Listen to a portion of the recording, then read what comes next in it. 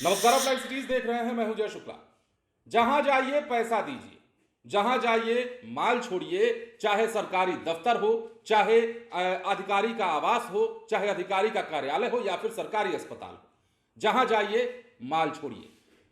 जी हाँ, बिहार की यही सच्चाई है। और बिहार में यदि आप पैसा नहीं देते हैं तो चाहे जहां भी चले जाइए, किसी भी प्रकार के काम को लेकर चले जाइए, वो काम हो जाए तो समझिए कि आपने गंगा नहा लिया। अब ये बातें हम इसलिए कह रहे हैं क्योंकि बिहार के समस्तीपुर में एक बड़ी गिरफ्तारी हुई है और यह गिरफ्तारी सदर अस्पताल के प्रबंधक की हुई है, सदर अस्पताल के हेल्थ मैनेजर की हुई है। और हेल्थ मैनेजर साहब की करतूत आप सुनेंगे ना तो मन करेगा कि क्या ही ना कर दें। हेल्थ मैनेजर जिनकी गिरफ्तारी की गई है निगरानी की ओर से, करते क्या थे सबसे पहले वो समझ लीजिए। हालांकि बयान हम आपको सुनवाएंगे जिन्होंने उन पर आरोप लगाया, जिनकी वजह से निगरानी के द्वारा उनकी गिरफ्तारी हुई। लेकिन पहले ये जान लीजिए कि ये जो समस्तीपुर सदर अस्पताल के हेल्थ मैनेजर थे, ये क्या करते थे। मतलब ये जो ड्राइवर थे एम्बुलेंस के, उनसे उनके वेतन के एवज में पैसा मांगते थे। मतलब वेतन देने के बदले में, वेतन वाले कागज पे साइन करने के बदले ये पैसे मांगते थे और ऐसे ही कर करके वो पैसे जमा करते थे। लेकिन कहते हैं ना कि जब पाप का घड़ा बढ़ता है और किसी भी चीज की जब अति होती है तो उसका उपाय किया जाता है। और ये उपाय किया किसने किया? एम्बुलेंस के एक ड्राइवर ने किया जिसका नाम जयराम है। और क्या कुछ कह रहा है सबसे पहले वो सुनिए, इसके साथ ही गिरफ्तारी कैसे हुई है वो देखिए, और निगरानी के अधिकारी क्या कुछ कह रहे हैं वो भी सुन लीजिए।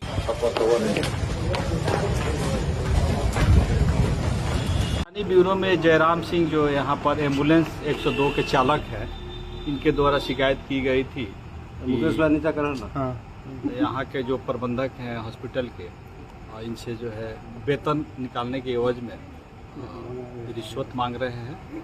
और रिश्वत का आवेदन के आधार पर सत्यापन कराया गया, सत्यापन में सही पाया गया और आज उनको जो है रिश्वत की राशि लेते हुए पकड़ा गया है। कितने रिश्वत की राशि ले रहे हैं? 4000 रुपया 3 महीने का वेतन निकालने के वजह में पैसा मांग रहे थे। आगे क्या कुछ कार्रवाई की जा रही है? आगे इनको ले आगे जो है माननीय न्यायालय में कल उपस्थापित किया जाएगा। क्या नाम है सर आपका? डीएसपी सत्येंद्र राम, निगरानी उन्नीस ब्यूरो पटना। वाहन चालक हैं सदर हॉस्पिटल में, लाश को पहुंचाते हैं जहाँ का आता है वहाँ।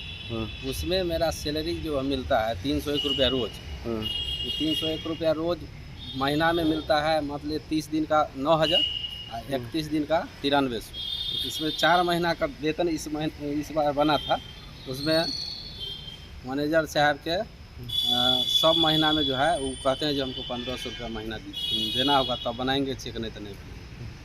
इसीलिए ये 4 महीना का जो बना उसमें हम उनको 6000 रुपया। तो आज क्या कार्रवाई हुई? कार्रवाई हुआ है, निगरानी विभाग को हमने कंप्लेंट किए थे। उसके बाद जो है सो वो लोग आ करके आज जो है पैसा वो लेते हुए पकड़े। कहाँ अभी पोस्टेड है?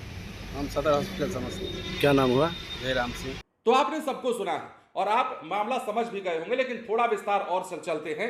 अब बताते हैं इनकी हिस्ट्री और इनके बैकग्राउंड के बारे में, ये करते क्या थे। समस्तीपुर सदर अस्पताल में स्वास्थ्य महकमे को कटघरे में खड़ा करने वाला एक मामला सामने आया है। सोमवार की देर शाम समस्तीपुर सदर अस्पताल में उस वक्त हड़कंप मचा जब निगरानी विभाग की टीम ने शव वाहन चालक जयराम सिंह वेतन भुगतान के लिए घूस ले रहे थे चालक से। मतलब जयराम सिंह से वो हेल्थ मैनेजर घूस ले रहा था। एक हेल्थ मैनेजर को 4000 रुपए घूस लेते हुए रंगे हाथों पकड़ा गया। अब जो जानकारी है, वेतन जारी करने के नाम पर हर महीने सभी वाहन चालकों से रिश्वत की मांग की जाती थी। इससे परेशान होकर एक चालक ने निगरानी विभाग को इसकी शिकायत की, जिसके बाद ये बड़ी कार्रवाई की गई और इसके बाद टीम ने योजनाबद्ध तरीके से कार्रवाई की, रंगे हाथों पकड़ लिया। गिरफ्तारी के तुरंत बाद हेल्थ मैनेजर को समस्तीपुर निगरानी विभाग के मुख्यालय ले जाया गया, जहां उससे पूछताछ की गई। विभागीय सूत्रों के मुताबिक इस मामले में और भी लोगों की भूमिका की जांच हो रही है और आवश्यक कानूनी प्रक्रिया अपनाई जा रही है।